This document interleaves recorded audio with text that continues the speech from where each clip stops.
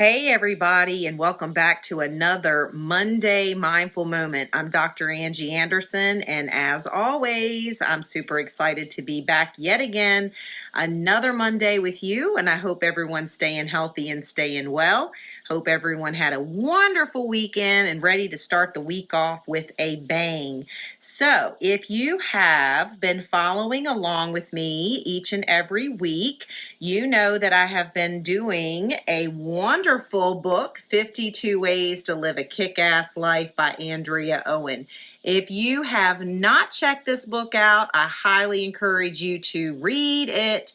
If you're not a reader, don't worry. You can come back and join me every Monday until we finish up the book. We are now on chapter 23.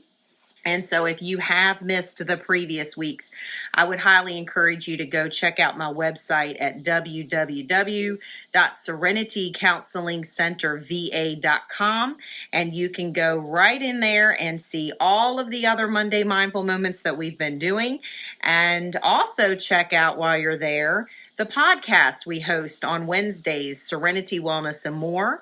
That is on most platforms, but the easiest place to go is to my website, and I will put that link on the comment section when I am done wrapping it up. So let's talk about this week. This week, we are going to talk about not being a control freak. Are you a control freak? I know there are times I can be. Just ask my 15-year-old daughter. She'll definitely tell you I can be a control freak. But hey, I call that parenting, right? So let's get into it. So Andrea Owen is a very raw, real author, and I absolutely love her. I do not know her, but she is totally one of my kindred spirits because a lot of what she says, if you ever know my clients, they'll tell you those are things that I similarly say. So let's get started. So first, let's check in to see if you're really a control freak or not. So Andrea Owen has a little checklist, and I'm just going to read that. So as I read it, to put a little checklist in your mind to say, yep, that's me, or nope, I'm pretty good there. So control addicts believe that if someone else would change one or two things about him or herself, everyone would benefit, especially the one controlling. So they try to help others by pointing out their perceived flaws, usually over and over, and they make it look like constructive criticism. Do you do that? They also have unrealistic expectations, and in order to make them happen, they micromanage others. Do you do that? They don't believe in imperfection and don't think anyone else should either.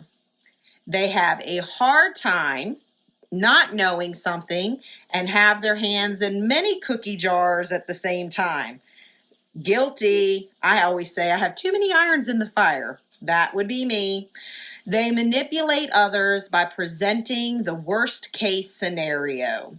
In other words, they scare the shit out of people in order to get what they want. Do you do that? So, no matter who you are, here are a list of things you are not in control of and never will be, no matter how hard you try. The weather, other people's feelings, other people's words, other people's personalities, other people's opinions, other people's judgments, other people's problems, other people's actions. So, are you noticing a trend here? Ask yourself, if you find yourself in this type of controlling situation, ask yourself, is this fun? Is it peaceful to live like this?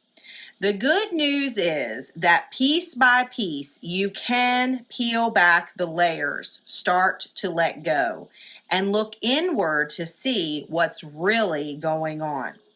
If you try to control other people, If you try to change them in any way, you are essentially holding yourself in place of bondage. You're trapping yourself in a no-win situation. Do you want to win or do you want to be free? That's a very important question to ask yourself every time you start to feel like you are becoming more and more controlling. There's a way for you to be free. Accept the fact that people are the way they are. Is it heartbreaking that someone you love is a drug addict? Yes. Does it piss you off that your coworker sucks at her job? Probably. Do you hate your father-in-law's political views? Maybe. But it is not your job to control any of this. Just because you accept it doesn't mean you have to agree with it or even understand it.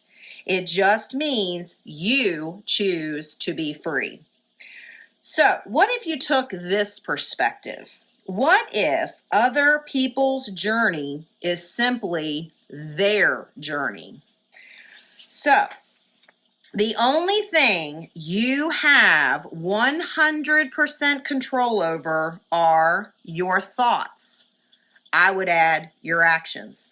Work on them. Notice where you try to control things, situations, and people. Practice letting it go. Try this mantra. This is what it is, and I have no control over it.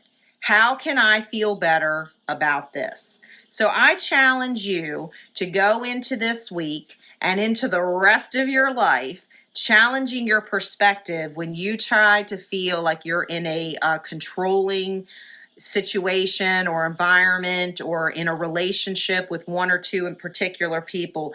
Ask yourself, do I want to win or do I want to be free? Okay, so check in. It's so important to pay attention to that.